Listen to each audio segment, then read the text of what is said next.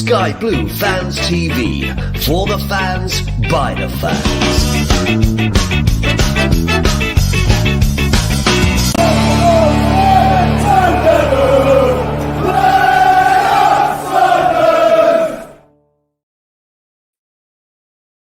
Very good evening to you. Welcome to another edition of Sky Blue Fans TV. I'm back in more familiar surroundings now, back in Coventry after my week away in Skegness. But we did have some good nice sunshine, so fair play. We did have some nice weather, but it's also nice to be home, isn't it? So I'm back, and so Claudio's back as well. Good evening, Claudio. Back to your best, or would you say 95? I was just looking at the screen then. I thought I got a big spot on my nose. It's just a bit.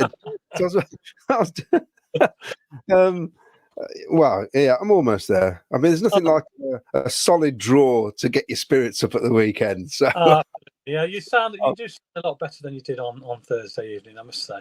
Yeah, I was dead on my feet, Ken. I just wanted to get to bed. You kept talking and talking. I thought, Ken, please, I need to come off. Right, big Victoria. Let's bring Victoria in. She was at Bristol as well on Saturday. You had a nice weekend, didn't you? Yes, thanks. Even though the weather was a bit crap going down with the rain, but it brightened up. The sun come out nice in the end, didn't it? Yeah, it was nice, wasn't it? When the sun came out, we were lucky because we drove down on the Friday, so I think I missed the worst of the weather. Yeah. Yeah, it's just a shame about the result, but never mind, we'll talk about that. And we've got a man of all games, CJ, of course, who was at Bristol as well. Good evening, mate. Good evening. Yeah, how are you? You all right? How are you? Not too bad. Yeah, we're all a little bit down, I think, after the performance, but it feels a little bit like a win, I suppose, because you got a point from playing so badly. It's not too bad when you work it out, and if you can get a point away from home, and it's a bonus when you don't play well, isn't it? And we've seen that many times in the past. Yeah. So we'll talk about the game and selections and stuff like that. We've got an Oxford fan coming on as well, about 8 o'clock, talking about the cup match on Tuesday night. Of course, playing Oxford yet again. So that should be very entertaining. And hopefully, there'll be plenty of goals. We've all seem to be quite a few goals when we play Oxford. So we'll talk about that in the second half of the programme when we speak to him around the 8 o'clock time. And we've got a few videos to show you as well from Saturday. We've got the goal, Casey Palmer's goal, and a few fans we were talking to afterwards after the game. Okay, let's start then, Claudio. Where do we start after Saturday? Poor performance, wasn't it? But yeah, I was a bit vocal on social media. Unusual for you. Oh, well, I wrote something after about 25 minutes, just basically saying we've got to be better than this for the season if we have got aspirations of finishing in the top 6 as a football club. Because what I'd seen so far, especially the 3 away games, in the first halves have been terrible. They have been terrible.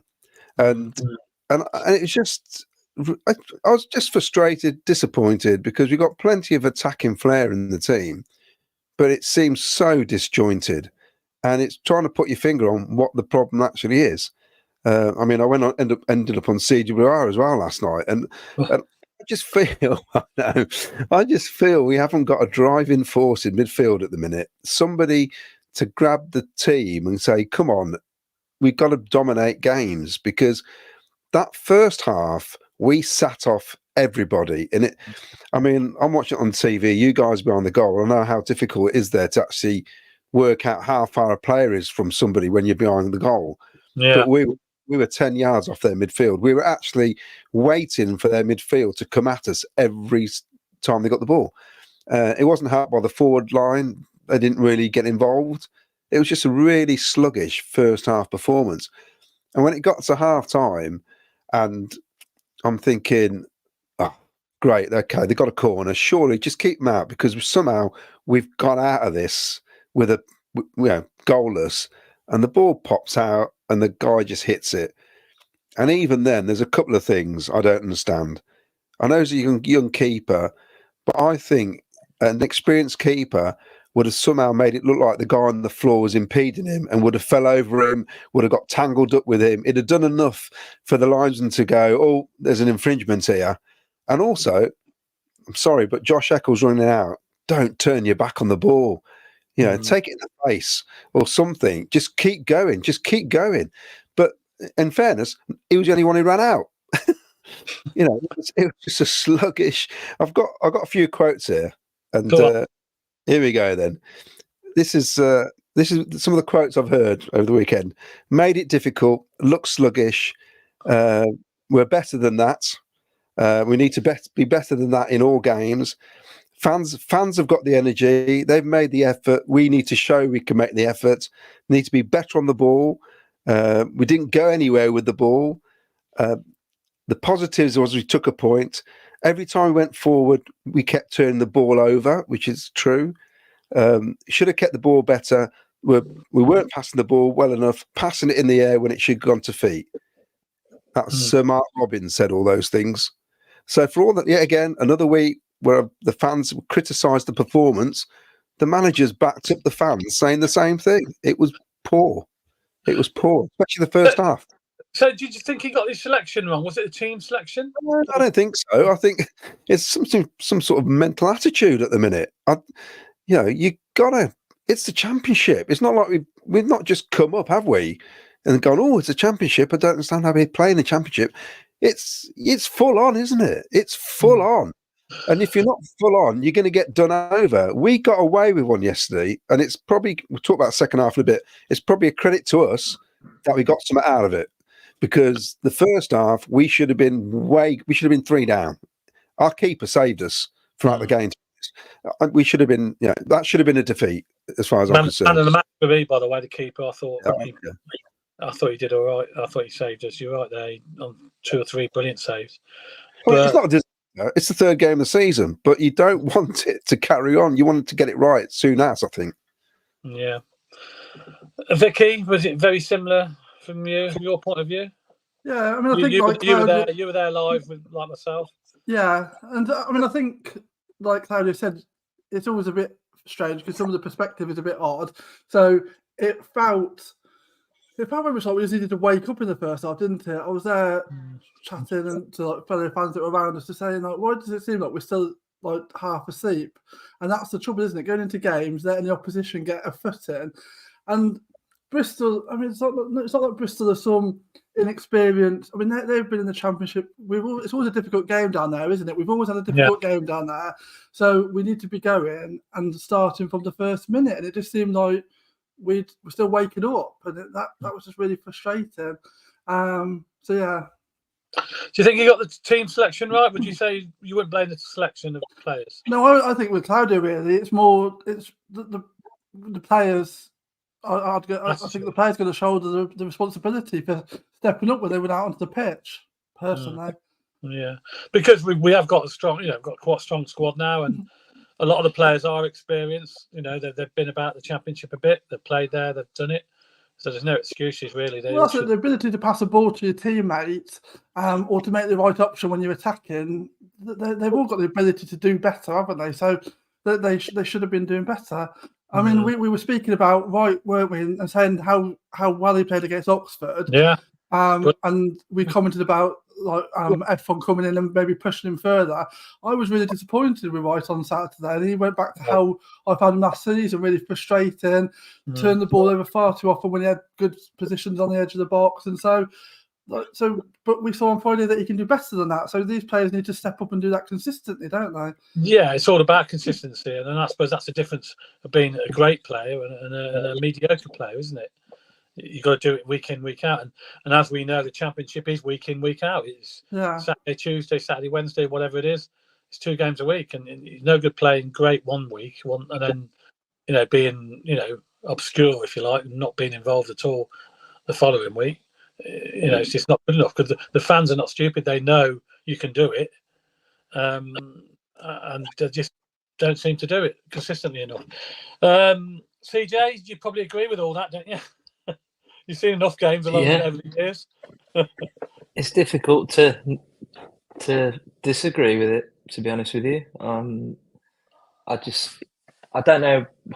I don't know how we could have changed the selection. Really, I mean, I think I think the defence actually stood up reasonably well considering the battering that them and Dovin got.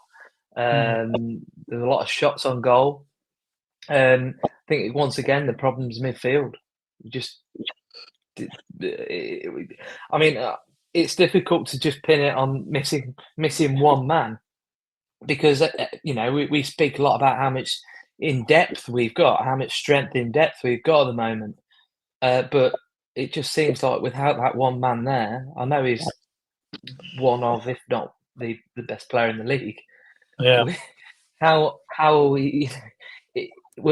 But still, we're missing one man, and it seems like we're just nowhere near where we should be without him. Yeah, I mean, we all know how important Ben Sheaf is, and we play a lot better when he does play. But we've got to be, if we're going to do anything in this league, you've got to play well without him, haven't you? You can't afford not to, because there's going to be situations throughout the season where he might be suspended or injured, and you can't just like turn off and turn on like a tap. That's not acceptable. Yeah, I mean, I'm just looking now in the previous 4 seasons, he's played 31, 37, 35, and 30. So that's an average of 33 probably, something like that, maybe 32, 33 games. So he misses. So what's that? A third of the season. Yeah, a good 10 on average, 15 games. Yeah, including the cup matches. Yeah. And you can't afford. Yeah, I mean that's just league. That's just league. Yeah. So, I mean, cup does bolster it a little bit. To be fair, like last season, he played in 5 cup games, but still, so that put him up to 36 last season. So he's still missing 10, 12 games over the season. Yeah. And that's a lot, and I say you've got to have when we say we need strength in depth, we need a player perhaps still now obviously to come in and do a job that he can do really, if he's not playing, and we haven't got that player, have we, at the moment, unfortunately.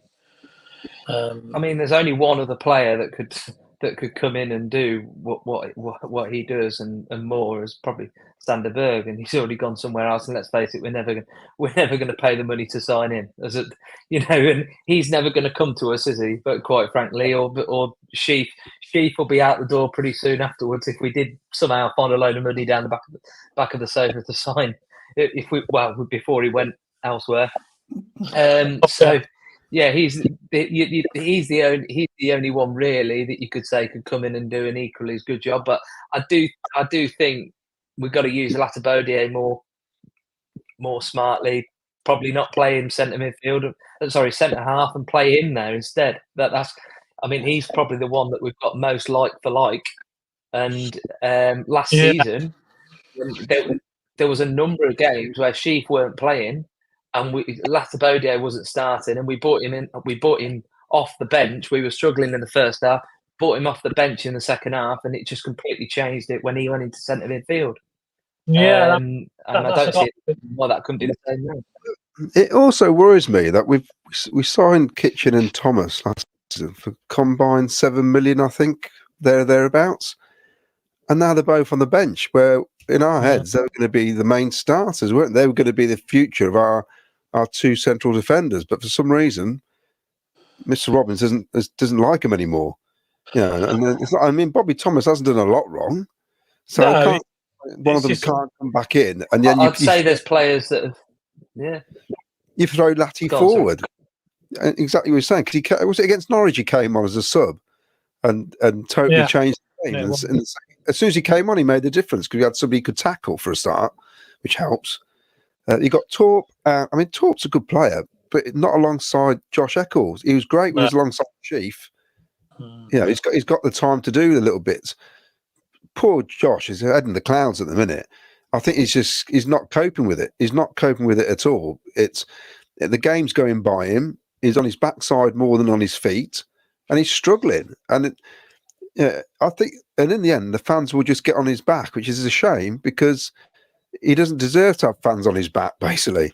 But people will get fed up with it, won't they? They'll think, it's all down to him. It's his fault in midfield. But it's the manager who's picking these players at the minute. It's definitely not his fault.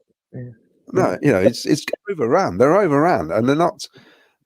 It's okay playing. We know we want to play with the wide players, great. But in a game like yesterday, we had to change something because it wasn't working in midfield. We were really struggling, really struggling. So I think Mark Robins thought we've got away with this up to half time, and then they scored, which changed it then. Because had we gone in 0-0, we'd be thinking, well, it's I suppose a bit like the Stoke game, wasn't it? You're thinking we're getting away with this. Yeah, we didn't really feel like we're going to score, did we? That's the other thing as well. Well, we weren't creating anything, were we? That was no. And I don't understand Sakamoto. We've got his brother playing or something all of a sudden the last couple of games. He doesn't look the same, does he? He looked very hesitant, didn't he? He didn't want to take his man on. Not the Sakamoto we're used to. So what's happened there? But then again, some of the passing, I can't. It's not just our club. I've seen it with Premier League players. You're 5 yards away. I cannot see how that ball goes off the pitch when there's no pressure and we're building play, and then we've knocked it straight out of the field. You're thinking, come on, lads. That's yet again another move where we got 3-on-3 breaks down because somebody can't play a 5-yard pass, or they got the guys 5. I mean, you were saying, has you right, Vicky? Great example where he's on the ball, and it reminds me of that clip of Sterling playing for England. CJ probably knows it, where the guy's going, pass it, and he doesn't pass it, and he runs off the pitch and falls over. And the guy is still stood there waiting for the ball. And I felt he was doing a lot of that yesterday when he didn't have to.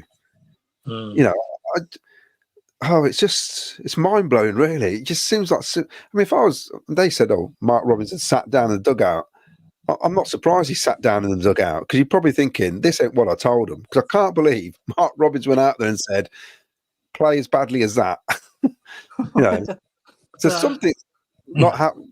There's something not going right when they step out on the pitch, especially away from home. And it's not just. And you'd have thought we'd had the confidence against them because we played them only last week, so we knew all about them, didn't we? We knew what they're going to be like. I know it's a different team. There's a lot of different players, though. Yeah, they're a big team. They're a big team, which I don't think we're comfortable with. And equally, they obviously have seen us and know what our strengths are. And I mean, so I think to a certain degree, we have to give Bristol City some credit. I mean, we talk about how bad we were, but equally, I think Bristol City was smart and had worked out like things to do that like throw us off our game. And obviously that they benefited from seeing us last week as well. So it's a sort of two-way thing, isn't it, there? Yeah. I mean, it did improve though, Claudio, in the second half, didn't it? So slightly. Oh wow. Shall we have a look at the goal? Because Casey Palmer came on. You got haven't you, for the game? Yeah.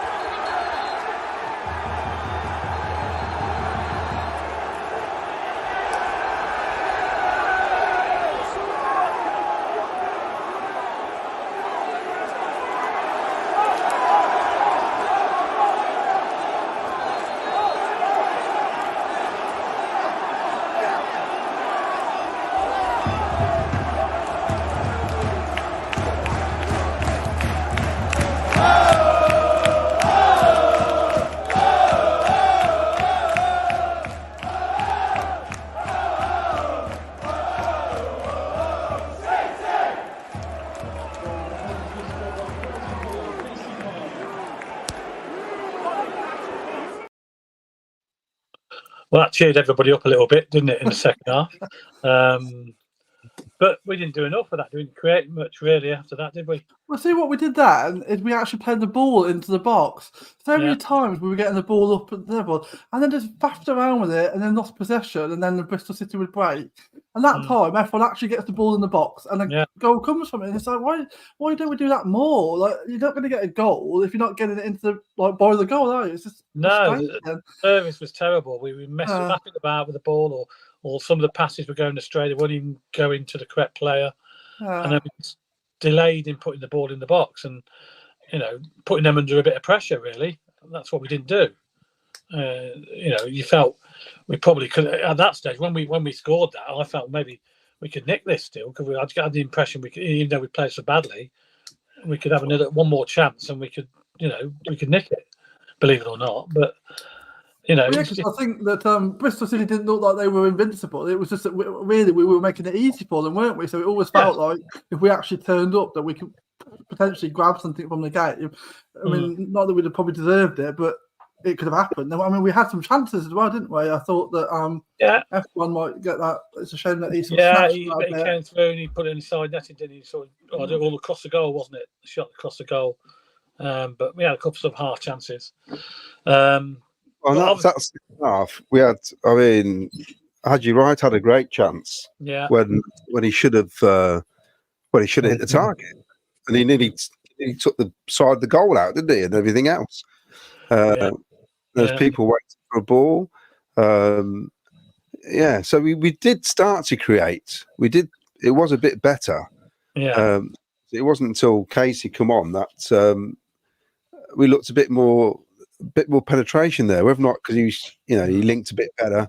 I mean, his final ball's not brilliant all the time, but at least he's looking to get the ball through. I mean, it's but and he took the goal well. I mean, it was a lovely goal. Great finish, and then we know he can do that. And why not start him? I mean, he's got to start against Oxford. I'd have thought that might have earned him a start, but we all know what he's like. He's very that word consistency again, isn't it? Palmer will go and probably start the game now and play poorly and come off. Somebody else will come on then. I've always felt Palmer, for whatever reason, it seems to be more better for us or beneficial for us. Comes off the bench. That's what his better performance has been off the bench. Like an impact player, an impact rather than starting. But he'll want to start though, won't he? Obviously he's going to not be happy if he's going to be on the bench all the time. But as I say, it's all about consistency. Can you say what do you think, CJ, about Palmer? Do you think he deserves a place in the side starting, or does he deserve to be sub? Where do you rate Casey Palmer? He's an enigma, isn't he? He's probably on the ball the most talented player in our squad, and I would have said that last season as well. I think he's. You can see he was at Chelsea's youth system, that way youth setup. He was in their academy for quite a while, but then you look at how many games he plays an average a season, which isn't very many, but probably less than Chief. Which isn't a good start, is it really? No. And I just think if you've got a lot of the ball, he can be quite effective. He can be quite effective. If you haven't got a lot of the ball, then you're struggling. I think you need to have 60+% of the game to make it a game which he's going to be effective. And I mean, we've been near that or around that for a couple of games this season. The two games in Bristol City, they're the two games where we've had less possession than the opposition. Oxford and Stoke, I think we have more. So, like I said, he's a bit of an enigma. He'll pop up every so often and score a decent goal like yesterday. Scored one against Stoke in the cup, that obviously sticks out. Not Stoke, Oxford in the cup last season, that sticks out quite well, doesn't it? But he will do that. But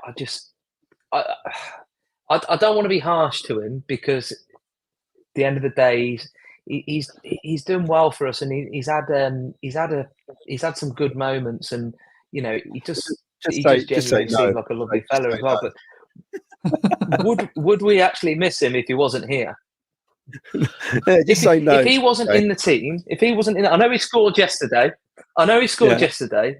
I know he scored his goal. But if he wasn't in our squad, would we have missed him this season? Really? No, I don't think we would. Probably not. I just think that's nothing against him. Yeah. I just think with O'Hare leaving, because he was, similar sort of very skillful player, wasn't he? And with O'Hare leaving, and Hamer obviously leaving, we're looking to Palmer to up his game, aren't we? A little bit. That's what we were looking for, to be more consistent. And I think that's the thing there with Palmer, isn't it? It's he's clearly got ability. It's the ability to do that consistently, and that's why he's playing for us and he's not somewhere else. Because on his day, at his very best, he should be playing at a higher level than first in the Championship, but he doesn't do that consistently, and that's why no bigger club have come in for him ever, and that's why he's knocking around in the Championship. Because if he could get it must be in his head, mustn't it? I think that's holding him back. It's personality wise, because he has got the ability to be a very top player, but he just doesn't show it often enough, and it's frustrating. And that's what makes it even more frustrating, because he should be dictating games all the time, and he doesn't often enough. Yeah, I think we've got to be fair to him. Is it just simply the 1, 2, or 3 systems, whatever we play? Is it just none of them suit his game? And if he was at a different club, would he be starting week in, week out? He would not finish every game week in, week out. Very few players would, but I think you probably, if he was to play every game of the season, he'd be coming off after an hour.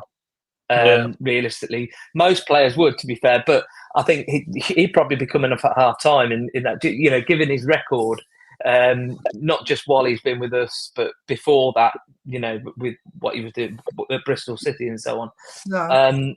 But I think he needs to be playing more games, needs to be playing more often from the start of games. I think he is the sort of player really which he should be starting games, and I just don't think our system allows that in the grand scheme of things. And I don't think the squad allows that without 1 or 2 injuries that. I mean, in his natural position, I'd say probably Asante's ahead of him, Mason Clark's ahead of him. You could possibly even play Sakamoto there, to be honest with you. Also, one thing though, Ruggiini has been playing ahead of him there. Yeah. At least he celebrated his goal at his old team's ground, which I thought was great. None of touched me. I thought, fair play to you, Casey.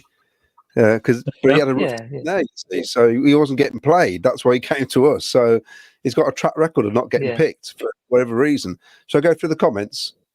Yeah, go on. We have a few comments coming on, no doubt. Let's have a look. We've got a lot of hellos, so I'll say hello to everybody. Everybody who said hello. Hello, everybody. Thank you for saying hello, and good evening to everyone. And I'll go to main comments, I think. Go on, then. So here's the first one. Paul Cuttiford. I think Emma for Sheaf to be fit and well to take on the team's troubles and to make do till he is up to speed. You watch him go on Friday. Can you imagine that? What? Leaving us no time to get anybody else in? It's not the first time, is it? No. I could cope with the absolute meltdown. That's gonna. I'm have to go on holiday. It's Tony from Nation Radio. Claudio involved in a Facebook banter last night in the fans forum. Were you, Claudio? He was causing trouble. I saw that. and then I had a couple of pints and I've been back from the pub. I thought I'd carry on with this. Social media banter. The truth is, when you write stuff, people think you're angry when you're writing it. When you're not, you're quite calm about it. You're just putting out your thoughts. It's not. Yeah, I don't mind as long as people don't put, expletives about the performances and where, there's no need for that. But people it's venting frustration, isn't it? Basically, this is Ian Courts. He says Did anyone see Cov City's B team beat Southampton? I'm jealous because, to me, that's the sky blue kit we should be playing in. You've seen the Forest away kit, the sky blue away kit, Adidas. I've It looks seen great. it. Yeah, it's nice. Yeah.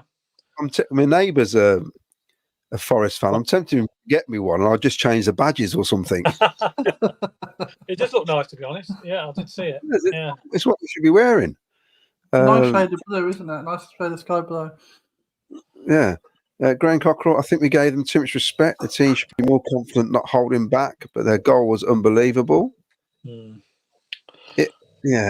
don't understand the sitting. I mean, would you blame the keeper for the goal? Because I don't think the keeper could do much about that, to be honest. Okay. No, I think an older keeper would have probably fell at the guy's feet and done something to make it look like he's getting fouled. I think he just, I think, though, there is another angle, isn't it, where he's not actually being impeded by him at all. There is an angle that I think it's from it might be from I think it might have been from the side where he's not actually impeded by it at all.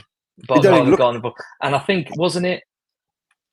Yeah, I mean, but if you look, he actually set his feet pretty much when the ball was going through the 6-yard box. That's how hard that was hit. He could have had Pickford, Oblak, Edison, and Allison all stood alongside him, to either side, and that ball is still going in the same place in the back of the net. No, you could have 5 keepers in there, and not one of them saving that shot. So it's I don't think really we should complain too much about that. It's just one of them. It's just an unreal shot. I think the ex-Arsenal keeper would have stood on him, wouldn't he? Was it Lehman? But I agree, Claudio. I do agree. I think an experienced keeper. I do agree with what you're saying. More experience that go forwards and make it a problem. Yeah. He was talking to the linesman afterwards. So. Afterwards, he was talking to the linesman saying he was impeding me, and he was like, "Well, you need to make it look like he's impeding you, then, don't you?" The linesman obviously thought there was nothing in it, but he was saying to the linesman, "Look, he impeded me," and he's like trying to gesture about it. And I'm like, "Well, like you said, he needs to make it look like that was happening, then, like fall over him or something." I don't understand the rating now because there's so many decisions, and it's even worse when you see it on TV, how clear there's a foul or a push, and thinking, how can you not see that when it's right? I mean, when that guy throws the punch after the goal, how can nobody see that when there's, send your video in, Ken, that'll get him banned.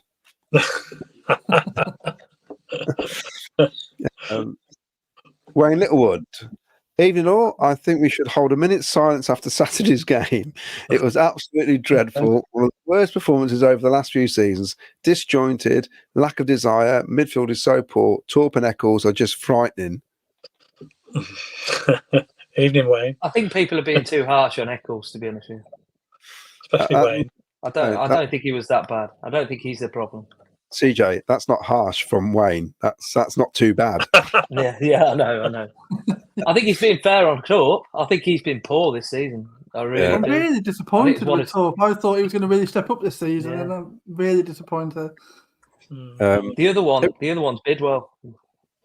Well, I keep saying it. We need a better left back if we want to get promoted. And promoted. You know how everyone's talking about that we need an experienced centre half. We've got.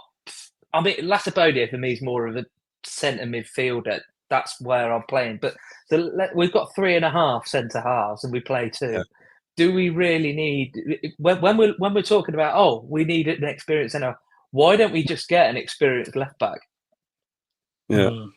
If we're looking for a defender, if we're looking to a defender to manage that defence, and that's experienced, funniest thing I saw. bottom, Funniest thing I saw on Facebook 2 problems with 1 is when somebody suggested we got Trippier on loan as backup for Milan and and I thought, are you serious? It'd be the first name on the bloody team sheet. Excuse my French. It's unbelievable. He can play wherever he likes. I just can't. What are some of our fans watching at times? It's like Mark Harrington. Mark talks a lot of sense. Oh, wait, I'll read this first. I would rather have the performance now and grind points was giving MR time to tweak the team, it will click. I think you're right there. I'd sooner people voice their opinions and just take it on the chin like we used to years ago, because I think improvements come when people start voicing an opinion. I suppose the difference now is, like, years ago we'd got so ground down by just mediocrity and rubbish, and it didn't actually feel like it could get better. So you sort of almost lost the will, didn't you? Whereas now we've got serious ambitions, and so there are things that can get better, and we can talk about that, can't we? Because we believe that we can go in that direction. And unfortunately, to a certain degree, Mark Robbins, a lot of the criticism he faces, by some on the forums, is of his own making, because he's given the sort of hope, and that's brought fans of varying degrees of patience, I suppose, isn't it? Nation Radio Coventry teams are high time, and we don't look comfortable with it. They do, but they've got to get used to that. A lot of teams are going to play that way. Anthony Kavanagh, at the start of the season, I thought we'd be getting top two or three. Top two, get the 3 games in, and honestly, I think we'll be lucky to get top 6. Improvement needed massively. I'll try and get through all these. There's loads of comments. Let me just read quite a few out. Gibbo, Eden people, Saturday showed me we're very much in need of a dominant midfielder to play with Sheaf, not cover him. I would like an experienced CB and better left back option, but midfield is the key. Get Wayne back in. Can't knock their finish, but the last few games now, we don't seem to realise opposing teams are waiting on the edge of the box for a chance, and we're allowing them to have it. Oggy mentioned we've changed our tactics at corners. This zonal, I hate it. Sam Hayward, Doug has invested the Yock and Hamer money. Fair play. You miss one player in Chief, and it's poor. This is a good point. Ian Small, 40 million in 3 years. We must be better. I'm worried.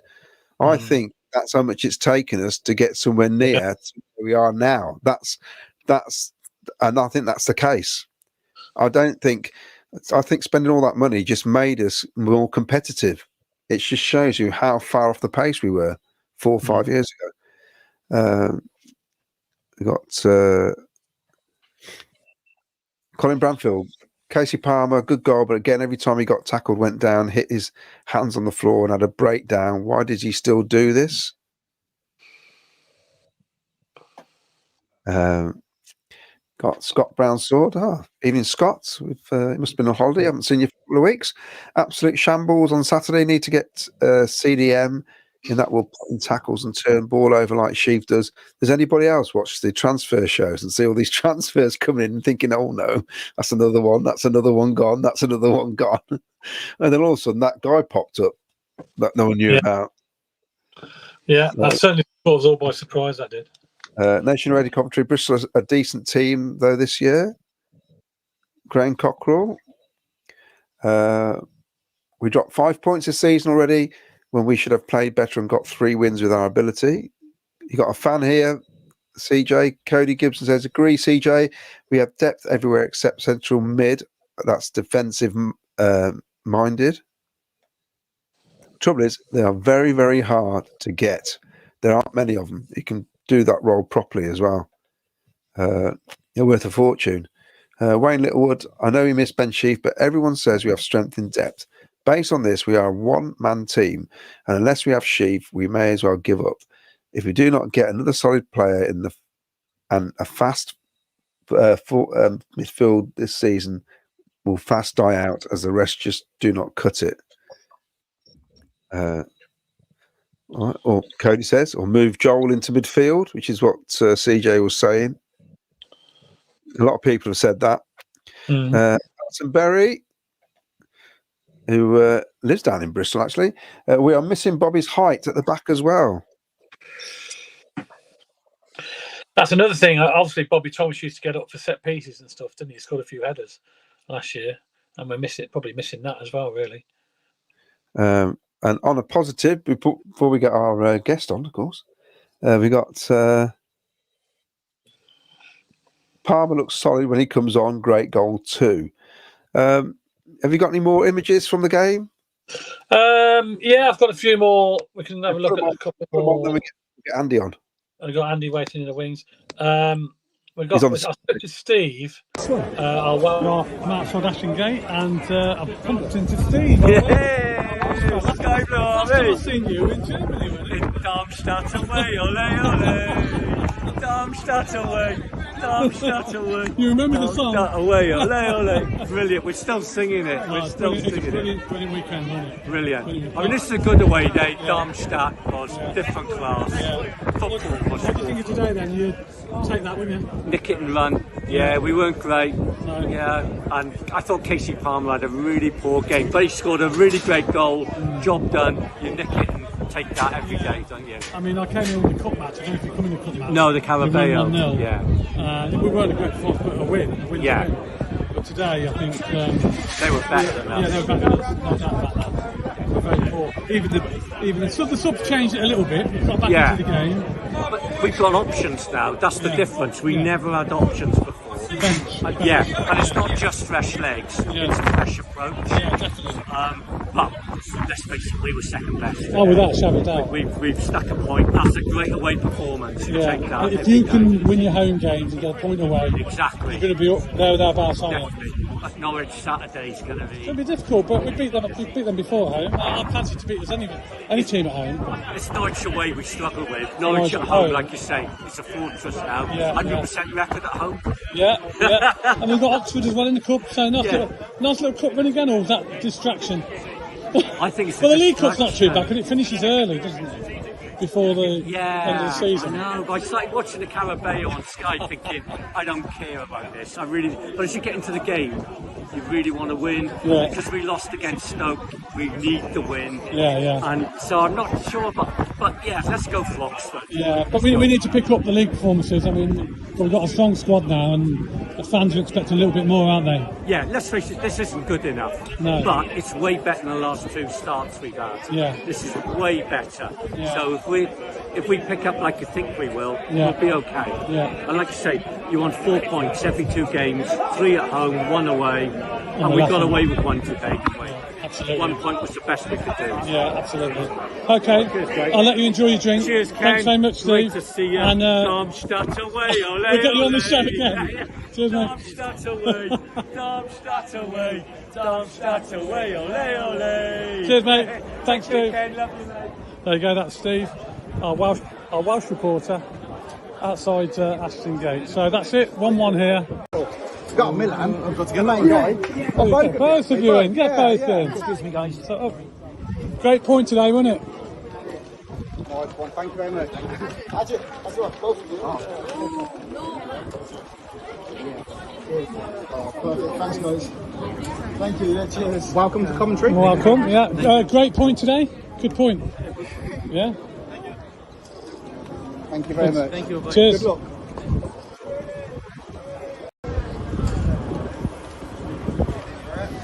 Guy, you right? Good point today, wasn't it? Nice one, thank you very much. Right, Josh, how you doing? Good point today, under the circumstances, I suppose. Nice one, Josh. Yeah, take it. Take the point, don't you? And move on to Oxford. Yeah. Cheers.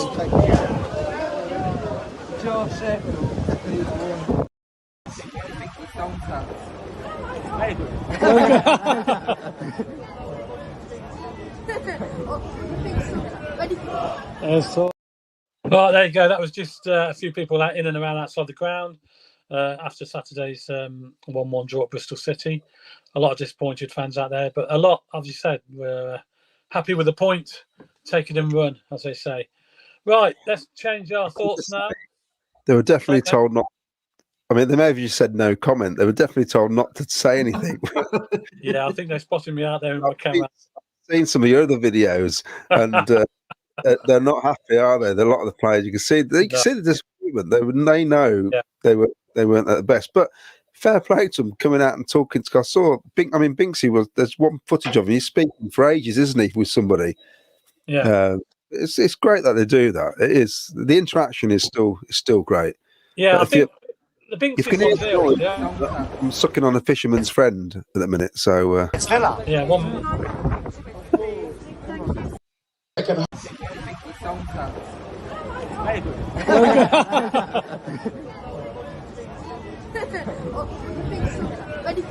There's talk. You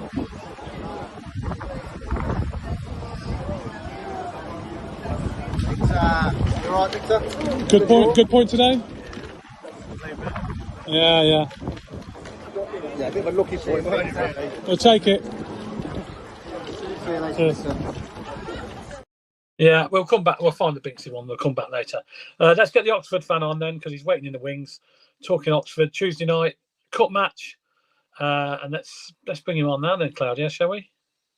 Yeah, let's get him off the bench. Let's bring him in. Hello, mate. Hello, Andy. Hello, how are you all doing? Welcome back. Yeah, I just can't get enough, in the words of Depeche Mode. Sorry about that. We were just start discussing our 1-1 draw at Bristol, which didn't go down very well with a few people. But look, it's a point when you don't, as you know, if you don't play well and pick a point up away from home, it's a bonus, isn't it? You know. Normally a good sign, yeah. How are you since we last met? Oh, it's all right, I suppose. I mean, we played 2 and lost 2. That doesn't sound that great, does it? But in the grand scheme of things, expectations for this year is, if we stay up, we think we've done well. So I think at the start of the season, Des Buckingham said to everybody, what's going to be important is that in the first sort of 2 or 3 games, we don't get heavily beaten anywhere. We haven't been, and we've played entertaining football. So everybody's kind of quite pleased with what they're seeing, including me. We had a great game with you a couple of weeks ago. I know you were much better than us. I know you deserve to win, so well done. But it was entertaining. I spoke to a couple of neutrals afterwards who said, what a great piece of entertainment for a Friday night. And it took 2 teams to make that happen. And then yesterday we lost at Blackburn, but it was a bit different. I feel a little bit aggrieved that we didn't get something from that game, because we played much better, and they weren't a patch on what you guys were against us. You scored a world goal, didn't you? Yeah. Well, I'm trying to think of a better one in the 50 years I've been watching Oxford, actually. It was an absolute... Somebody's made a point on social media. Is it, short of the goalkeeper kicking the ball out of his hands, is that the goal where the ball has travelled furthest without touching the floor? Because I don't know if you've seen it, but the goalkeeper plays the ball up the field, off the floor. Our number 10, it doesn't hit the ground. He hits his shoulder and comes back, and before it hits the floor, Mark Harris lobs everybody, including the goalkeeper, from nearly 40 yards. So one end of the field to the other without touching the floor, which isn't normally the way Oxford United play, actually, but it was great to watch. So you in a complete change of personnel then on Tuesday, I'd imagine. Yeah, I think so. Yeah, I would be very surprised if we don't. There's a number of people who've been signed over the summer who we haven't even seen yet. Some of whom have come in over the last couple of weeks. So yeah, I would think so. Yeah. Do you expect? Do you expect a similar sort of game then against us? So I mean, we're going to make changes obviously as well. But it's quite a strong squad, so there will be a lot of players that played against you last time, possibly be playing again. Yeah. So I expect goals. I do. Yeah, I think you're right. And maybe even more of them than last time. I can see that too. We're not shy going forwards. One of the things that we have kind of vowed to do this season is to entertain, come what may. If we were to go back down, I think everybody would want us to have had a right old go at it. I don't think we will go back down, incidentally, but I do think that we'll come and have a right old go at it, try and make it entertaining again. I'm not actually sure what our best starting 11 is yet. We've signed 14 players over the summer and counting, and it's difficult to know who some of these people are, so including a couple who've come in since the last time we played you, actually. So yeah, we'll see how it goes, but I think it could be a lot of goals again. I don't think we're going to beat you, but I think there could be a lot of goals, and I think we might score some of them. Yeah, it'd be interesting. I mean, it was an exciting game the last time, and you certainly go forward and create chances. Which will be a good test for us. Well, it's exciting for the neutrals. It was absolutely frustrating for a Cov fan. It was, because at one stage, I'll tell you what, I bet it wasn't as frustrating for you as it was for me in the 96th minute. Well, listen, we've had that happen to us on many occasions, and I know how it feels. Yes. Someone scoring in the last minute like that. We've had it. We've scored our fair share of last minute goals. Don't get me wrong, but we've had it against us as well over the years. The same is true in Oxford, in fairness. So, do you fancy your chances, or are you just sort of not bothered about a cup run and you want to concentrate on staying in the league? I think the latter. It's an interesting one that you've said there, though. I mean, I'm going to turn that on its head, if I may. I think we do need to concentrate on the league, but as a bunch of Coventry City fans, where does the League Cup sit in your kind of set of priorities? Wow, I mean, we had a great cup run in the FA Cup last year. Yep. I personally thought it was great. I mean, you can't never take their memories away from us, because we had some fantastic games, at Wolves, and obviously the semi-final, at Wembley. So, but looking at it, it did distract us from promotion. Yes. No doubt about that, because we struggled, to get our rhythm together in the league games, and probably lost a few points. I don't know where do you feel that, Claudio? Is about the same. Definitely distraction, wasn't it? I think the cup run papered over the cracks that are visibly there in our squad, I think, was the problem. I know that Mr. Doug King will want to go as far as he can in all these competitions because he likes making money. Yeah. But yes, as a club, we need to make money. They will rotate the squads because that's what you can do. The difference is the better the club you are, the better the squad you got. So it doesn't make that much of a difference. But if Oxford play their weakened team against our weakened team, we'll probably turn them over 6-2 like we did in the FA Cup last season. You may well. Here's the thing for you, I mean, to us, it's not that... I said, not because you're rubbish, because the squads are so much apart, basically, so that you run the risk of getting hammered. It happened to us, didn't it, years ago? Yeah. So, I think personally, I want to win things. I want to win football matches. Yes. I don't pay money to go to football matches. I don't care if it's a reserves team playing out there. I still want to see us win it. Yeah. I can't imagine the other guys on here will think the same. I think it's a nonsense that people go, "Oh, it doesn't matter." You go and watch the game, they go, "It doesn't matter if you get knocked out." Yes, it does. I've paid for this. I don't want to leave here with a defeat. Here's a thought for you then. If you were to look at the League Cup, to an awful lot of clubs, everybody's fielding a weakened team, but if you were a bottom half of the Premier League team, or I'm going to say a top half of the Championship team, you might win it. You had that run in the FA Cup last year, and if you were to beat us on Tuesday night, help yourselves to a home draw against Colchester. After that, you're suddenly a fourth round, a fifth round, and a semi-final away from going back to Wembley in a final this time. And why can't a club like Coventry win it? I think you could. Well, this week we could have been playing, instead of Chelsea, we could have been playing Europa League qualifiers, couldn't we? This week, it could have been us. So I don't understand why there's such negativity around the cup games. It's. No, I think now we have got a stronger squad, definitely, than we had last year. Yeah. I know sometimes last year we were struggling when we looking on the bench.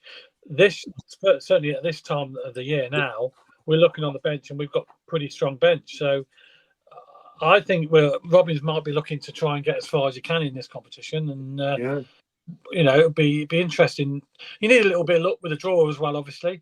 The big boys are not coming yet. The big boys will be in a bit later on in the competition, and if you can get a decent draw, then there's no reason why we can't get to sort of quarter-final, semi-final, even a final. CJ, where do you stand on the cup matches? I'm sick and tired of not doing well in this competition. I want us to. I put a tweet out about it after we lost to Stoke. I said that to cheer us all up after that awful performance.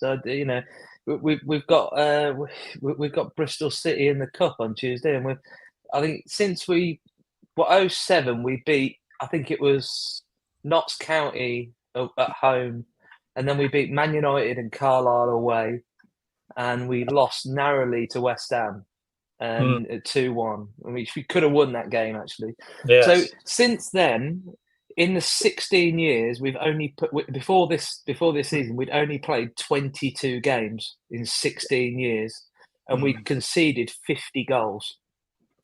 So, this competition, we need to take it seriously. We need to, we have got quite a few players now compared to what we've had in the past, and they are of a reasonable quality.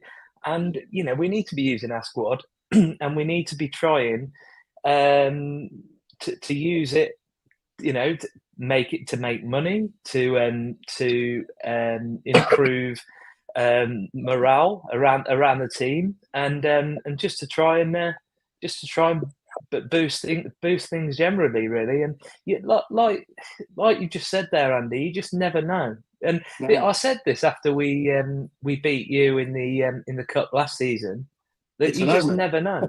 You just never know who you're going to get next, and then who you're going to get next, and what's going to happen there. And you're a couple of flukes away from, getting in, into the semis of the final. I'll tell you what, after you can pick up your ritual victory against us on Tuesday night, I'll go and put £1 on you, I think, to win it. You've convinced me. Have I convinced you? I wouldn't necessarily say that. I mean, I remember I think you beat us 2-0 in this comp a few years ago. And it was awful. I mean, I remember there was two lads that actually left. I think it was after you scored your second goal in like the 25th minute or 30 minute, and they went into the retail park. They went bowling. So that were in the away end. So because their other two mates didn't want to leave, and they were driving. So yeah, yeah. So yeah, it's not always been great against you. I've got to say. I remember being spanked. Was it 4-1? Yeah, it was 4-1, and we were actually disappointed to score a penalty last minute, because I think it was Tudgay that scored it, and we were that bad that day. We didn't deserve to score, and we thinking, you know what? If we'd got in 4-0 rather than 4-1, it would look even worse on us than the I think it was. I can't remember who was manager at the time, but he would have had more of a cause to pan it, to pan the players and give them a proper kick up the arse for what they saw. So yeah, it's not always been great against you, I've got to say. No. Yeah. Well, it's the first time I think in about 3 or 4 seasons we got this far, isn't it? Because we've all been knocked out in the first round, haven't we? Yeah. 11 times. 4 in a row in the first round. Yeah. Yeah, we've only got further than this, something like 6 times in 17 years or something. It's into this round. It's just ridiculous. The last time we got to the third round was against Arsenal. We got absolutely mullered. Made me feel better. That's a long time ago, isn't it? Was Mark Robbins the manager as well at the time? I think he was, wasn't he? Yeah, I think he was. It possibly could have been, actually. Yeah, looking back. Yeah, he was the manager. Played you the other night, Andy. That was our largest night evening crowd since 1978. Really? Yeah. Yeah, that's our response as well. That just shows what's been happening over the years. Yeah. The last time was 78. We played Liverpool, where we had a crowd at a night game. So, I mean, things in that respect's looking up for us. Talking about Oxford, what about home crowds now? Is it like you sold out season tickets? Because you haven't got a particularly big ground, have you? No, it holds about 11,500, which there was a lot of talk over the summer about potentially putting up a temporary stand at the open end of it, but it was worked out sort of as not really being cost effective, if they did it. So it hasn't happened. But pretty much every game, we're still early doors into it. We're playing Preston this Saturday, and that's pretty much sold out now, with about 11,500. The Norwich game was sold out. There's a lot of interest in it. Yeah, there really is, of this having come up. So I think we're probably going to fill the place most weeks, it seems. I mean, I suppose, well, that's your advantage, isn't it? I think for you staying in this division, your home ground could be a massive advantage, I think. Yes. It is an unusual play. We always sort of, in recent years, we've not had many great. I mean, we had the 3-3 draw with Dabo's couple of goals. The own goal thing, yeah. But we've had a great record there, haven't we? Really, it's not been great. That was it. Yeah, it was Carabao Cup 2-0 defeat, wasn't it? That's I was there. I was there. Yes, I remember that. Clearly, it's long in the memory. Yeah. It was a lovely warm evening as well. I remember that. That's right. Yes. Yeah.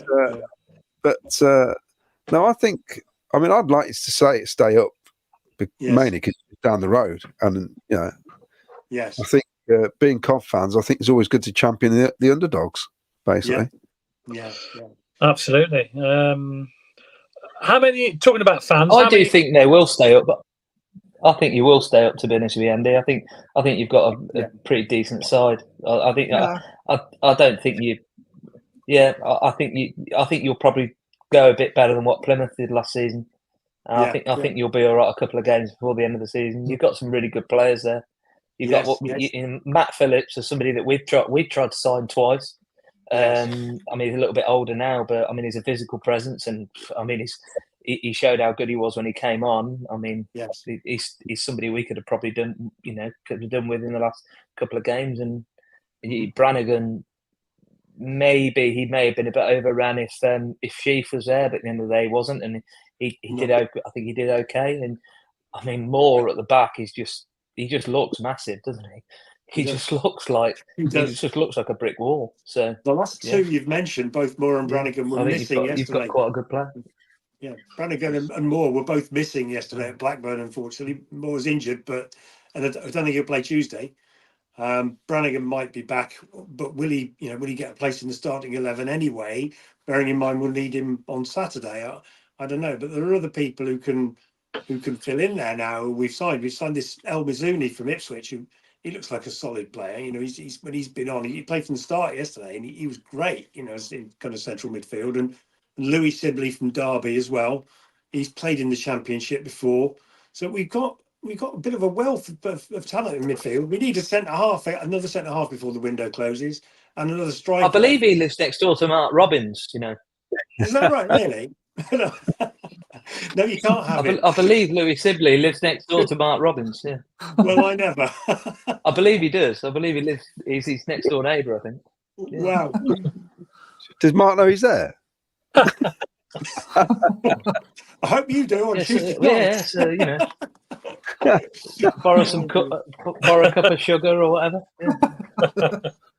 We've got another fella for you to look out for on Tuesday night. We've made a new signing. And this was an interesting one for me. We signed a guy. He's called Ferdinand Marcelino, who I hear you say he's a 19-year-old Indonesian international. This kid. Oh yeah, I've heard about this guy. He's played 23 games, full international caps for Indonesia as a 19-year-old. Scored 6 goals. He hasn't scored any against England. He hasn't scored any against Germany, obviously. He hasn't even scored them against a second-rate European team like Italy, Claudio. His goals have come against the likes of Iraq and the United Arab Emirates. But this guy, I think one of the reasons he was signed, Oxford United are owned by Indonesians. I don't know if you know that. And one of the things that's been said about us is in the modern world where we need to be social media savvy, we came into the Championship with just 83,000 Instagram followers at our club. And this kid who's signed for us hasn't got 83,000 followers. He's got 4 million.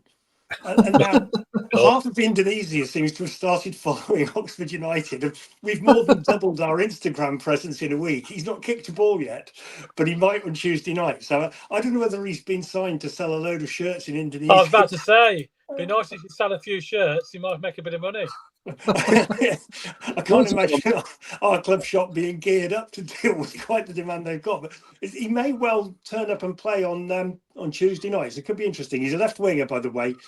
And well, we'll see. But he could be something. He could be nothing. The video clips of him on the internet make him look like George Best, but he might have been playing against a bunch of children for all I know. Now, how many fans do you expect to make the short trip to the CBS again? I'll be surprised if it's more than 500. Really? Yeah.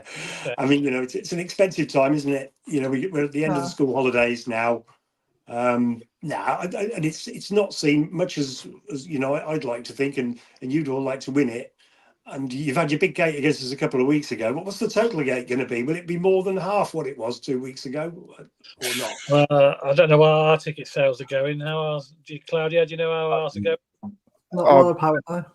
If we got 15,000, I'll be amazed. Yeah. I think around 15,000, 16,000. I think I'm sort of expecting. Can't see much more than that, to be honest.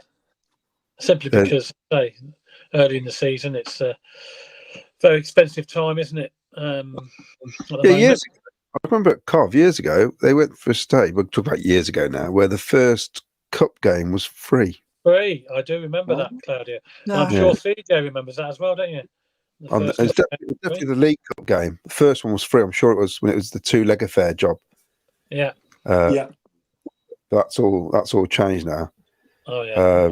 A lot of clubs used to do I that. think the away leg was. I think that's when we played Preston, and the away leg was the only time we've ever won at Deepdale.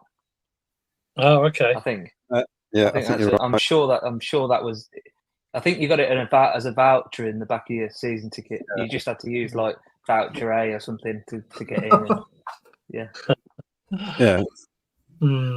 Results then, Andy? Okay, yeah. Go on then. Let's go for predictions. Sorry to butt in, by the way, but what you're saying there, Andy, sorry to butt in, guys, again, but I've just been looking at your Twitter account, and it's absolutely remarkable. Like, looking at it, like, your average amount of impressions per tweet has been like, here's something like, here's 12,000, 37,000, 45,000, 44,000. Oh, the announcement for him, 1.3 million. Yeah. So, it might turn out to be a smart bit of business. 1.3 million people saw it. Yeah. Yes. Yeah. So that's just all you need to say. That's been obviously shared WhatsApp groups or whatever all over Indonesia and whatever, isn't it? People have just clicked on it and seen it. So before we do our predictions, I don't know if all of you have watched pretty much any of the highlights of all the teams the last 3 games or so. Has any team impressed you so far after just the first 3 games, and any that disappointed you? You think, oh, they look really not as good as I thought they were going to be? Is that to all of us? Yeah. Yeah. Me, Burnley initially, but then they got beat on Saturday, so they are beatable.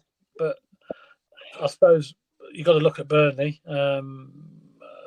Their start has been really good, apart from their defeat on Saturday. So, but apart from that, no, not really, because Leeds have been pretty average. They've been dropping points there and everywhere. I expected them to be up there, but I've been impressed with Sunderland, their start. Yeah, and didn't they make a great start a couple of seasons ago? And they were top of the league. Remember? Yeah, but this time they got no players, so they got an average age of 19 in midfield. Yeah. Making a mockery of us saying you need experienced players. But that's a disappointing start. Luton probably. I was going to say Luton. Yeah, I was surprised and a bit disappointed that they're. But it does show. I mean, early on, there's a couple of teams like Watford, I suppose, as well. They're only the one that have started well, haven't they? They looked good. When I watched them beat Stoke, I think it was in some highlights. But other than that, like, lots of teams have looked good in one game, and then you watch them the next week and they look like average. I think there's a lot of inconsistencies at the moment across the league. Like, we're worried about us being inconsistent, but I think virtually the whole league is.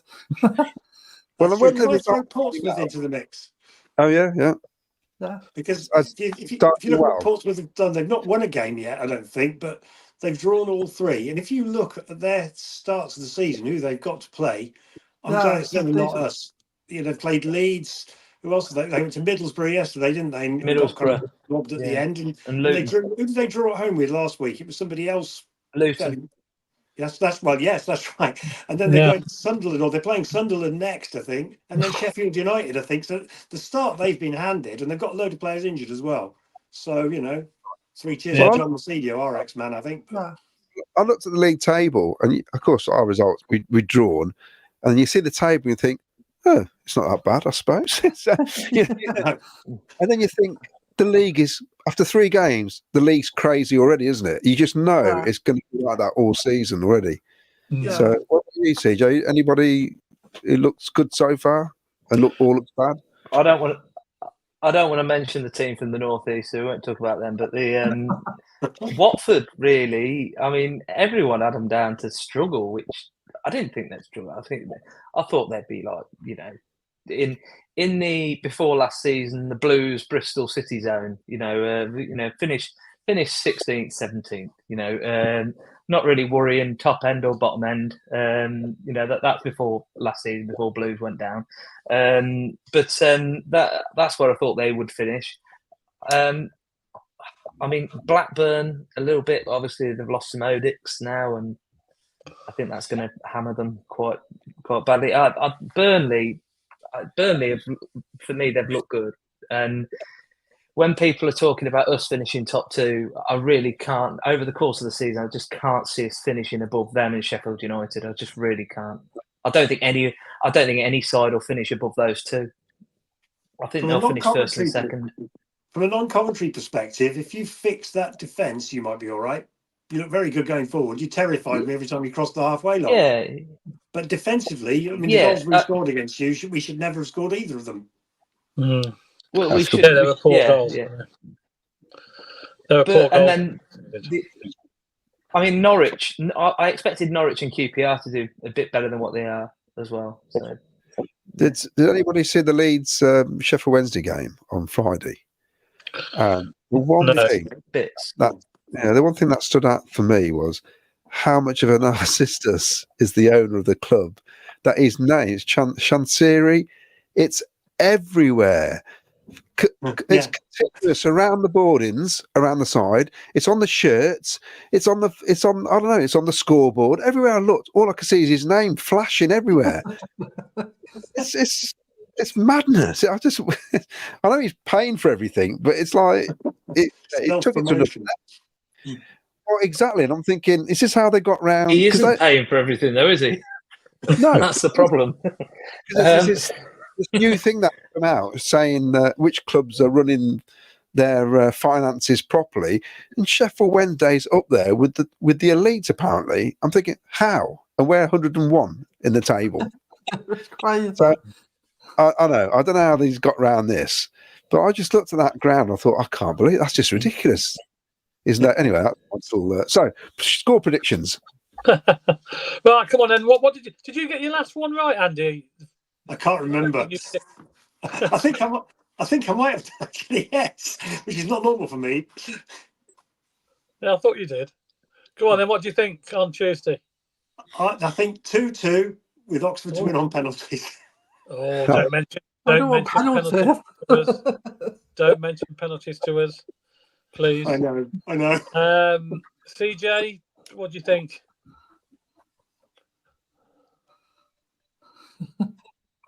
I think 2-1 to us. 2-1 win. Yeah, well, I'll take that. It gets us in the next round. Vicky? I was going to say 2-1 as well. I think, 2-1. Yeah, okay. Well, you win the next round if you win 2-1. Simple as that. Claudio's going to sit on the fence, is he? No, I'm going for a hefty 4-0.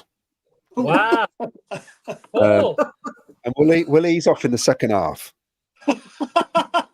Well, we need to improve it a bit from Saturday to get 4 goals. I say that now. In the last hour, Claudia.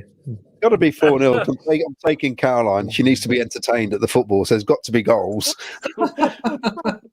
She was there the famous 3-3 with Swansea when we were 3-0 up, and I told her to stop laughing when we kept letting the goals in. I'm not so sure about 4. I think we'll win. I'll go 3-1. I think we probably will concede 1 because we normally do. I think we'll win. I'm going to go 3-1. 3-1 victory. I think. I'll put us in the next round and maybe get a look at the draw. We might progress again. You never know. So, right, Andy. Thanks very much for coming on. Thank you very much for having me again. Yes. Nice to see you again. We'll see you again. But probably we'll ask you on again for our third game. Yes. We'll play you. Unless we play, of course, in the FA Cup again. We never know. We might do. You never know. But thanks very much for coming on anyway, Andy. And best of luck for the rest of the league season and for you. Yeah. All right. And to all of you too. Thank you very much for having me there. No problem. Thanks, Andy. Cheers. Cheerio. Bye. Well, there we go. So, how many changes do you think we have to make then, Claudio? Do we need to make any changes for Tuesday? Or do we give the players a second chance? Well, you got I don't know if there's a ruling you have to play so many, but he won't drop everybody. He'll change the goalkeeper, won't he? I think. Yes, Ben will come. I think it'd be similar to the team that played at Bristol City. Yeah. He'll start with that team. Yeah, I can't see why not, unless somebody's injured. And I'll be happy with that. I'll be more than happy. It should be good enough to beat them, shouldn't it? Really. You'd like to think so. You'd like to think that our squad is, a lot stronger than theirs. We spent 40 million for God's sake. We want a bit of a reaction from Saturday, because they were all disappointed in the performance Saturday, and they need to put it right. The problem is now we've got a huge price tag around our squad, haven't we? Our squad of players. Yeah. We didn't have before. Yeah. And that's something to beat the manager with, isn't it? All the time now. Yeah. And it's something that the owner can use as well if things don't start going well, because in the end, wherever we think of him, I know people said he hasn't spent his own money. Well, he spent money that he's got from the transfers. He's given it to the recruitment team, and they've spent the money. So, it doesn't matter whose money it is. He's spending money. So I think we'll want to see something. We have to be. No matter what competition it is, we just have to look like we're going in the right direction, basically. Vicky, many changes for you, do you think, or about the same team that played Bristol on Saturday? I know, because Claudio, did you mean the team that played Bristol in the first, like in the cup, or the team from Saturday? No, in the cup. Yeah, so, that's what I thought you meant. That's what I think he'll do as well. He'll go back to that team pretty much. So go back to the cup game, the cup squad. Yeah. Okay. CJ, what do you think? I'd say it'd pretty much be that team. Although, will he put in Thomas and Kitching? Maybe. I don't know. That's an option, isn't it? I think, was it Latibeaudier? Did Latibeaudier play there before in that game? I can't remember. I think he did. I think he did play. Yeah. I think I'd like to just see them two play against Championship opposition, to be honest with you, together. And like I said, I'm so desperate to see us win a few games in this competition, and not go out with a whimper like we've done so many times, and just go out. You look at the last few seasons where we've lost to lower league opposition as well, like where we've lost to Wimbledon last season when we were 1-0 up in the 89th. That night was awful. Yeah, terrible. And then Northampton as well at home. Yeah. That was dreadful. There's been a number of there's been quite embarrassing performances, really. And so I just think I think it's a positive that we're playing against teams in our division, actually, rather than teams lower down, because we get to test some players against and they're not a Burnley, are they? They're not a Luton, they're not Sheffield United, they're not a West Brom. They're like I said, they're reasonable size, Bristol City and Oxford, but ultimately they're not going to be trouble in the top 1, 2, 3, 4 places in the league. And so they're more than beatable. They're teams we should be beating more often than not. But they're still a bit of a sterner test, and we can use it to try a few things. I'd like to see Asante play the wide or the number 10 at some point. I'd like, because that's his natural position. He isn't a striker. The only reason why he's playing as a striker is because he had to at West Brom, because they were a bit threadbare to an extent, with reasonable options. So I'd like to see him play there, but obviously it'd be very difficult to not play Palmer in that number 10 role on Tuesday. We might even see after what he did yesterday. Might even see the new boy Bassett in action. That is a possibility. Might see him to play through the middle, because Asante hasn't looked brilliant, in front, has he? No. And like I said, you can't really not play Palmer there. Yeah. But what was that? Sorry, Claudia. No, so I was all excited when we signed him. I thought it was exactly what we needed. But the trouble is, I don't think it's a bit like Mason Clark, they're not, because the squad can be rotated a lot. They're not getting enough games yet. It's early in the season, isn't it? And I think it's a struggle. If you're a player coming off the bench all the time in games where you have to impact, I mean, they did on Saturday, and they did when they came on against Bristol City in the League Cup as well. But it's difficult, isn't it? If you're asking to do that all the time, trying to turn the game, so hopefully if they get a start, they've got a chance to do something from the start and prove themselves. But I think we need a win, don't we? We need a win, and then we go into Saturday and that everything's positive again. I mean, it should be anyway, really, because we basically scraped a point at a place where we don't do that great at Bristol, to be honest. So, so I think going forward, if we just get another win on Tuesday, happy days. I think if you win your home games, you're going to be there or thereabouts and get a point away from home like we did. Bonuses away from home, innit? And you've just got to be strong at home, as you say. Home's got to be a fortress, whether that's in the cup or whether it's in the league. You've got to win your home games if you can, or put in decent performances. Can't afford to put performances like last Saturday, certainly not at home anyway, because the fans will soon react to that. Talking about reaction, is there any more comments to just before we wrap up, Claudio? There is. I'll just read a few out. Yeah. Got quite a few. This one's from Mark. Mark Robbins has got in touch. Oh, Mark.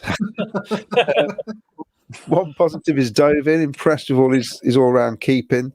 He must have balls of steel, given the treatment Armstrong had after kneeing Dovin in the nads. I probably should have checked that one. Rob Nichols.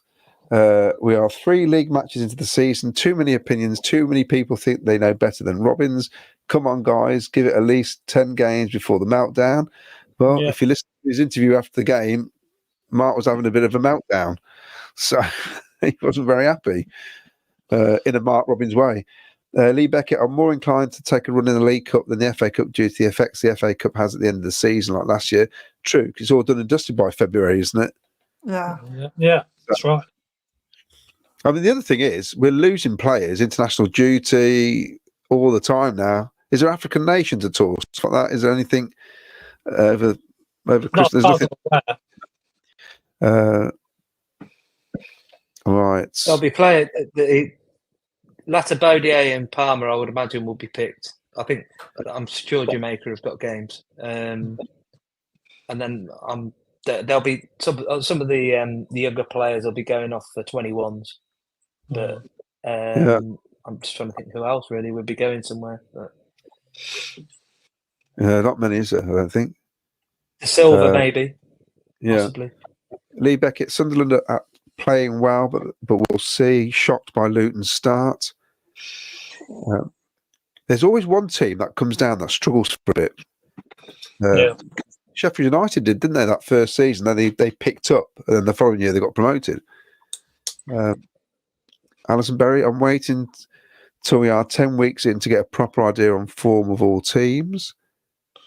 It is from Stephen McGovern. Is the amount of squad numbers still below the championship average?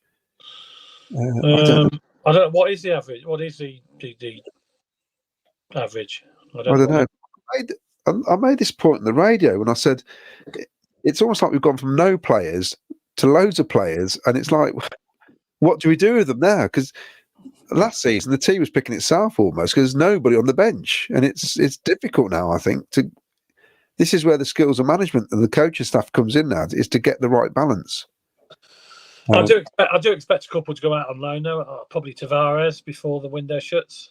Isn't Howley going to Ayr? That's what I've heard. Is that happened? Yeah, I've heard how. I don't think it's happened yet, but Howley, maybe Tavares, maybe get a loan spell somewhere. Assassins Unite. Dovin made some half decent saves, but I'm struggling to remember him catching anything, and he flaps a lot at crosses. It's from Ian Blenkinsop. I think everyone needs to relax. I'll do that this week. I'm on holiday. 100% at home, 1 point away from home. We're doing better than last season. We'll win on Tuesday. Just move on. Jeez. All right, Ian. I'll take your point.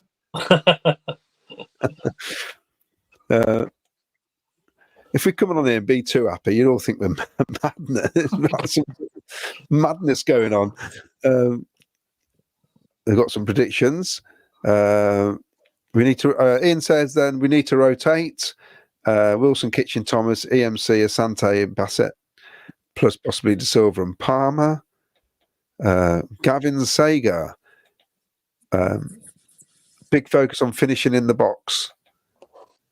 It's interesting that Ellis Sims hardly saw the ball, and like I says, unless it's in the box, he ain't going to score. No. You know, and that was the key, wasn't it? We just didn't get any touches in the box. There was no service in the box at all. No. Yeah, in the first half, you guys probably would have noticed from the other end, but Milan had a great chance right at the start where the ball came towards the edge of the box and he hit it in a much better position than when he scored against Oxford, and it just flew well over the bar. Yeah. Oh, and that's where the composure is sometimes, isn't it, with our players? You just feel like relax a bit. We're one up there because he did everything right. He got in the right position and he really got forward, really, I thought. Mick reckons Bassett will play. It'll be nice to see him. Is it Bassett or Bassett? I have to get that right now.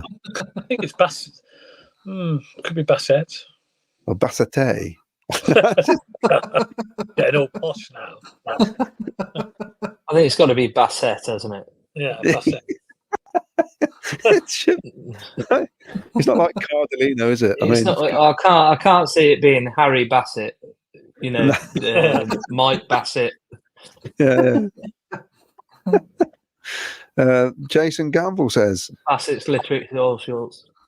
hello CJ, long time no see. City till I die. I take it you know. He's long time ago. So I think we'll win on Tuesday. We're having a jolly, aren't we, Ken? We are on Tuesday. We're going up in the box, so we'll be we'll be in the box. A few of things. I think Vic is still in a normal seat, aren't you, Vic? Yeah. It could be lonely. That's what I'm saying.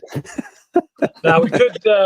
What I will say is we could have a special program for you on Tuesday evening, live from the box in the evening after the game. We'll announce that, but we're hoping to have a show after the show. Obviously, comments and stuff live from the CBS. Hopefully on Tuesday evening, we'll announce and confirm that on our social media channels in the next day or so. But we are hoping, if everything goes to plan, we are hoping to do a show live from the box after the game against Oxford on Tuesday night, just to get a few comments in. It'll only be a short show, but it'd be nice to get a few views in. So also, I'll do the like and subscribe again before we go. Yeah. For those wondering, we should have mentioned Miles will be back shortly. Yes, get past soon, Miles, and he did send his thanks to everybody who's wished him. Good. I think we saw on social media he had a slight fall, and yes, it looked a bit rough and ready, didn't it? But it's not what people think. Yeah, it's just one of those things. And his face is a bit sore, put it that way. So like and subscribe. Oh, here we go. They are. That's how to do it. Tell your friends. Tell people, aren't your friends? Anybody in the street. Just like and subscribe to all our channels. That'd be great. Fantastic. It's all welcome. Yeah. Oh, and there's Mick Damport asking how's Miles. Yeah, he's recovering. He'll be back hopefully on Thursday evening. All going well, but we'll have to wait and see how he is. But he's on the mend. Bless him. So. Well, we've seen that one. Just a quick one there. Ian Harris says early days yet. We'll be fine. Sky Blue Army in LA. Wow. There you go. Just shows you we've got. And Alison Berry said, didn't Devin play internationally? He does, doesn't he, for Sweden? Oh yeah, under 21s. Yeah. So he might have to go off. Actually, CJ, you must be going, surely. Yeah. So Yeah. who So I'm going to watch 21s play in Ballymena against Northern Ireland next Friday. Oh. And then the senior team are playing in Dublin on the Saturday. And explain again what Nation League division that is. It's the second division, Claudio. Why is that? So you lost twice to a team that had been relegated. So I think that's quite important to mention. And well said, CJ. Well said. That whole thing is farcical. It doesn't. It's important, the Nations League. But does it really penalise England? Because they're going to easily win that group, aren't they? We're massively penalised by being in that. Explain why, because I've lost all track of this now. Basically, despite there being, I think it's 16 teams up from 13 in the World Cup from UEFA, going up to 48 teams. So basically just under a quarter of every team in the world will be in Mexico, the States, and Canada. Basically, the way how the qualifying's working now is the top team from groups of 4 or 5, from 12 groups of 4 or 5, will qualify automatically, and then the second place teams will effectively go into a playoff. Now, because we're in the second tier of the Nations League, it means that we're not a top seed. So we could be ranked number 1 in the world, and I think we're ranked 4th or 5th in the world, but we're going to be second seeds because it's basically the teams that finish first, second, and third in the top 4 divisions across the top division of the Nations League. So, what we need the lower, the worst teams to somehow get out of 4th and go into 3rd and be one of those top place teams. So we need the likes of Israel, Scotland, Italy to kind of finish in that top 12, the easier teams to beat, and then hopefully we'll get one of them. So I think Serbia are in there as well. Well, I'm looking at Italy's group: Belgium, France, and Israel. Oh, so so we'll have one of you or Israel, won't we? Effectively, in that bottom, you'd think they're being serious. I mean, potentially, actually, Belgium as well. I wouldn't be too worried about playing them, to be fair. So what you're saying is that in Italy's group, then what needs to happen? What you're saying is 3 teams would qualify. So the 3 teams from the top 3 teams from the leagues A, B, C, and D from those that top division. The top 3 teams from each of those are the 12 top seeds. So they get drawn out first in the World Cup qualifying, and then the fourth. So then effectively the 4th place drops in with the B League teams, which is along with us. So we would be pulled out second, and we would be playing one of the top 3 teams from one of those 4 leagues. So we're hoping, realistically, it's not really going to be France, is it? So it's going to be one of those 3 from your league. It could be Serbia. It could be, I think Poland might be in there. So Poland as well. And so on. The groups are Croatia, Poland, Portugal, Scotland. Exactly. Yeah. Oh, and Scotland. They got promoted. Yeah, it's remarkable, isn't it? It's ridiculous. It is actually. I don't know. Bosnia, Germany, Hungary, Netherlands, Denmark, Serbia, Spain, Switzerland, Albania, Czechia, Georgia, Ukraine. How can that? Oh, no, it's League B. That's what I'm saying. How can that be an A group? So, in fact, the League Bs are quite strong. Yeah, they are, and you get better away trips. We're going to Finland and we're going to Greece, which is new. It's better going there. I'd rather go there than Spain and places like that. Still, surely you'd like to go and see San Marino v Liechtenstein. That'd be a cracking game, wouldn't it? We would probably go. Do you know what? We might actually visit. What there will be one of them. We're actually going to Estonia v Azerbaijan when we go to Finland. So there you go. Stop it now. Do you find that when, especially World Cups, do you find it's really entertaining when it's not your country playing and it's two random countries playing? You can just sit there. It's brilliant, isn't it? For me, 1990, Colombia, Cameroon was one of the best spectacles I've ever been to. And it was the game where Roger Miller tackled the Higuita on the halfway line and took the ball and ran it in. But I remember seeing is it the eagle, the guy who dresses up as the big bird, hanging him off the side of the top tier. I've never seen anything like it. And I mean, I was on the. You couldn't do it now. I was sunbathing on the steps watching the game of football. I mean, it's all changed now. You just wouldn't be able to do that anymore. But it was. I found it fantastic watching, two teams that was got nothing to do with your country, and it didn't matter what the result was. That's what's the good part of the World Cups and European Championships. So I think if you can afford to do the other games, it's brilliant. Don't you reckon, CJ? And Euros are generally quite cheap. Well, I was getting tickets. The two games I bought tickets for in the that last Euros was Italy, Albania. Was where Albania. There was like 50,000 Albanians inside Dortmund's ground, and there was literally 4,000 or 5,000 Italians.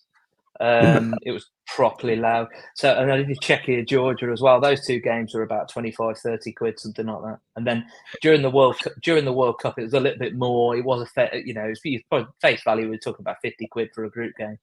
So we did 6 of those. Not too bad, is it? In fact, a couple of them we got below face value. We got below face value for a couple of them. So like I say, it is good. It is good to see. So looking ahead, England will qualify for the next World Cup. With that, I've got no doubt about that. If they don't, it's going to be rubbish, really. Because, like I said, the biggest. Sorry to cut you off. The biggest issue we're going to have is if we get in the playoffs. I'm confident we'll win them. We'll get through. It's not just us that would go through. I think there's, as I said, there's 4 teams that go through the 4 path. There's 1 team from each path that goes through. So we're in fairly good position if we finish second. But the problem is we wouldn't be able to book flights, hotels or anything until the March of 26. So it's about 2.5, 3 months before the tournament. My question was going to be, you can imagine, you don't know where you're going then, do you? Prices. So you don't know if you're going to be in Mexico, Canada or the US. Yeah, that's a problem. And it could be. You could literally be in Miami or LA. So yeah. And my last question is: do you think Southgate was wrong not to take that Nations series a bit more seriously in that summer? Because that's what did it, wasn't it? The biggest problem was having a Winter World Cup, which we're going to have in 34. Again, it's going to happen again. We're going to have that World Cup will be January, February, because FIFA have decided let's put a World Cup in Saudi Arabia in November and December when Ramadan's on, when it's illegal to eat or drink in the day. So it can't be then. So it's going to have to be January or February, I think. So so it'll happen again then. But the problem was we didn't have an international break after in October. And then the World Cup started in November. We didn't have any warm-up games because we were one of the first games, so there wasn't an opportunity to play a warm-up game. And it was that basically he treated it like warm-ups to the World Cup. And Deschamps did exactly the same thing. They were very lucky, really. They could well have got relegated along with us, and they got through to the final. So. And some people say they should have won. I mean, we probably should have beaten them, to be fair, on that day when we lost in the quarters, and they probably should have beaten Argentina in the final. But like I say, it's difficult to say. It's anyone's guess what would have happened if we would have taken that more seriously. So, as many home nations as possible need to get through because the coverage is brilliant in this country. Having been the Scots were fantastic at the last, and the Welsh were brilliant in Qatar. They were brilliant. For people watching it on TV, I know people sometimes moan about how much football's on telly. Believe me, you go to some countries, it's rubbish. It's virtually before the game, bit of chat, game's on, half time, adverts 15 minutes, game on, game off. That's it. There's nothing. There's no chat. There's no nothing. Italy's a bit like that. It's not very good at all. It's so yeah. I think. Well, I mean, they will qualify. I can't see how they can't, to be honest. But it's always good to talk England because so knowledgeable, and you do, like you and Lee do a lot of the games. It's always talk to people who actually go to these matches. It's great. So anyway, that was England. I always ended up being behind Lee in the grounds as well. I always ended up being behind him, like during that tournament. Yeah. And what I was just going to quickly ask you, CJ. No surprise to you with Lee Carsley being the new manager? Do you think he'll get the job permanent? No surprise at all. I'm very happy with it. He's a local guy. Lives just up the road in Knoll. The wife knows his family, and really nice family. Yeah, he was good. Lee's a lovely guy. Yeah. Yeah, great. I mean, he never moved away from when he played for us in the 90s. He was driving up to Everton every day and so on. He could have had top 10 Premier League jobs, and he turned it down again because family and so on.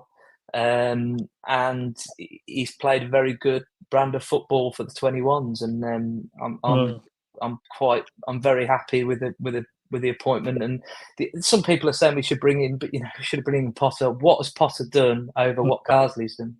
Yeah, exactly. So I believe as well, Carsley's got the highest marks ever received by a coach in the pro license. That's across Europe. Okay. So I was told that by two journalists actually. Yeah. So it's someone. He's someone that I'm very comfortable managing. And at the end of the day, these 6 games could go. It could be a complete disaster, couldn't they? It could quite frankly be a complete disaster. But we'll see. Well, fingers crossed. Fingers crossed, everything will go okay, and England will be on the way to the next tournament, no problem. I'm sure. Claudio, we're hoping Italy will be there as well, won't you? All going well. Again, where does it matter? Good job this isn't Italy fans TV, because it'd be a lot of this going on, I'll tell you. Well, you need a bit of luck along the way. But anyway.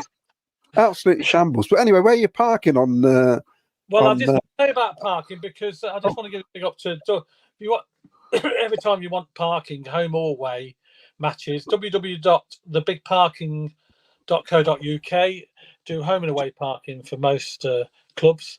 So you just go on their website, and they've got sites all around the country, and at the CBS as well, or just outside the CBS. It's about 10-15 minute walk sometimes it's closer, but they are safe and secure.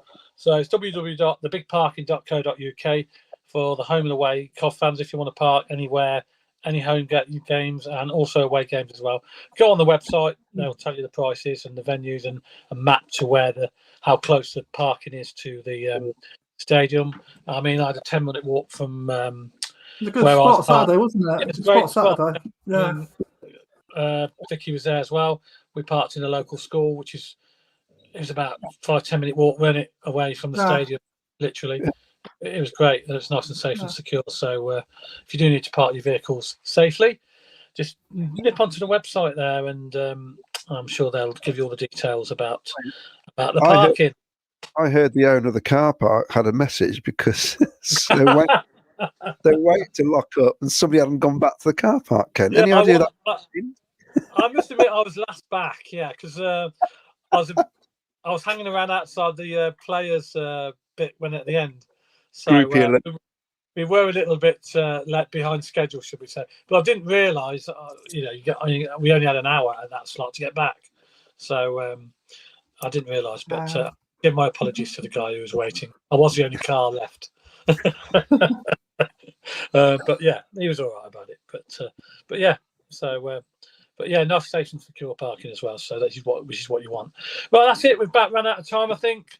Tuesday night can't come quick enough for the Sky Blues, and hopefully we can get a few more goals in the bag, and obviously move on to the next league game on Saturday against Norwich. So hopefully we can get into the next round of the Cup by scoring a nice few more goals. I'm going to leave you with a goal. I'm going to leave you with that Casey Palmer goal as well from Saturday, just to show you he can do it when he wants to, Casey. So we'll see you all. Hopefully Miles will be back on Thursday as well in his live show. We wish him all the best and get well soon, Miles.